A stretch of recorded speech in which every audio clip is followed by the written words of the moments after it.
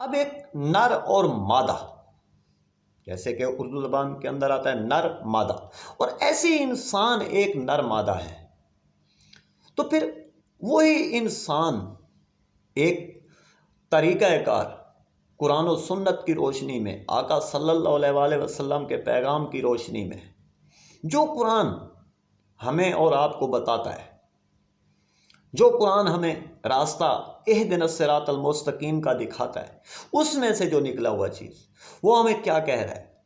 یہ شریعت کے ساتھ ہمارا نکاح ہوتا ہے، شریعت کے ساتھ ہم میاں بیوی بنتے ہیں، اس کے ساتھ اچھائی کے لیے ایک بہن بھائی ماں باپ یہ سب کے موجودگی میں ہوتے ہیں، اگر وہ نہ ہوں تو پھر غیر موجودگی میں بھی عدالتوں میں ہوتے ہیں، دوسرے گھروں میں ہوتے ہیں، ایسے ہی ایک رشتے چلتے ہیں۔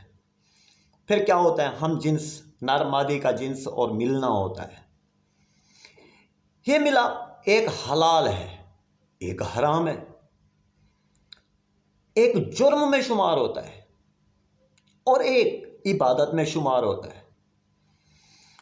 آج کے ایک انسانیت کے اندر جا کے دیکھتے ہیں، لوگوں کے اندر جا کے دیکھتے ہیں، یہ نر مادہ والا جو سسٹم ہے، آپ اتنا ملک کے اندر، دنیا کے اندر اتنا بد امنی، بد شعور، بے نفرت، ذلیل و خوارت یہ پھیلاتا ہے، یہ ایک نفرت کی آگ کے اندر ایک جلاتا ہے انسان کو، جرم کے اندر ایک انسان کو جلاتا ہے، ایک حسد کے اندر ایک انسان کو جلاتا ہے۔ دراصل انسان خود جلتا ہے۔ وہ انسان کیسے جلتا ہے؟ وہ انسان کے دماغوں کے اندر، انسان کے اندر وہ ہوس بھر دی جاتی ہے، تاکہ تمہارے پاس یہ چیز ہوگی تو تمہاری زندگی گزرے گی، یہ چیز ہوگی تو تمہاری زندگی گزرے گی، یہ چیز نہیں ہوگی تو تمہاری زندگی نہیں گزرے گی۔ اگر میرے پاس یہ سر پہ ٹوپی ہے تو میں اچھا لگتا ہوں، اگر ٹوپی نہیں ہے تو پھر میں اچھا نہیں لگتا۔ میری داڑھی سفید ہے تو پھر میں اچھا نہیں لگتا، میری داڑھی بلیک ہے تو میں اچھا لگتا ہوں۔ کہ ایک دنیا کے اندر ایک نفرت سی پھیلائی جاتی ہے، ایک حسد سا پھیلایا جاتا ہے۔ کیا جب میں پیدا ہوتا ہوں جب میں پیدا ہوا تو میرے پاس کیا تھا؟ جسم کے اوپر پہننے کے لیے کپڑے بھی نہیں تھے۔ پھر وہ طریقہ کار جو بابا آدم سے چلا آ رہا ہے، بڑا ہوتا گیا، جوان ہو گیا، پھر صرف کمائی میں لگ گیا، کھانے کے چکروں میں، اڑانوں کے چکروں میں،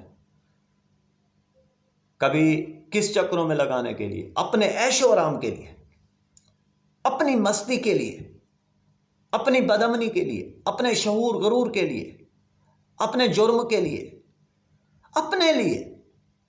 وہاں میں اپنے گناہ بھول جاتا ہوں، وہاں میں اپنے اندر کا ایک انسان حیوان کو جگا دیتا ہوں، وہاں انسان کے اندر ایک حیوان جاگ جاتا ہے۔ حیوان کو کس لیے جگایا جاتا ہے؟ حیوان کس لیے حملہ کرتا ہے؟ حیوان اس لیے جاگا جاتا ہے تاکہ وہ انسان کو دیکھ سکے۔ انسان کے دماغ کے اندر جو وہاں سے بات سوچ کے نکلتی ہے، جو غلط طریقے سے نکلتی ہے، انسان کے اندر کس لہجے سے، کس طریقے کے ساتھ وہ باتیں نکلتی ہیں۔ کیا میں اس سوٹ بوٹ میں ایک فیشن کرنے کے لیے آیا ہوں؟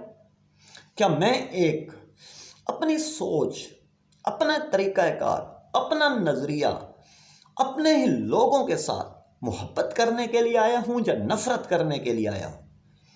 کیا ایک لمحے موجود کی تازگی کو محسوس کر کے، اگر ہم اس طرح سوچ کے، اس طرح اپنے آپ کو بنا کے، تاکہ جیسے کہ میرے آقا نے بتایا، جیسے کہ میرے صحابہ کرام نے بتایا، جیسے کہ ایک اللہ کے ولیوں نے بتایا، جیسے کہ آج تک ایک کتابیں بتاتی جا رہی ہیں، انسان تو نہیں بتا رہے، بہت کم بتا رہے ہیں، لکھا جا رہا ہے، لکھا جانے والا، تاکہ یہ منہ سے الفاظ نکلتا ہے، اس قلم کے ساتھ وہ قلم بند ہو جاتا ہے۔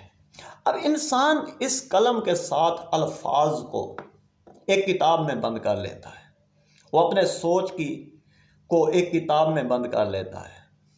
ہر ایک انسان کے اندر ایک کیٹیگری رکھی گئی، ہر انسان کے اندر ایک سوچنے کی صلاحیت رکھی گئی، ہر انسان کے اندر ایک حق اور باطن کی پہچان رکھی گئی۔ ہر انسان اپنے لیے خود جیتا ہے، کوئی کسی کے لیے نہیں جیتا، نہ ہی کوئی کسی کے لیے مرتا ہے۔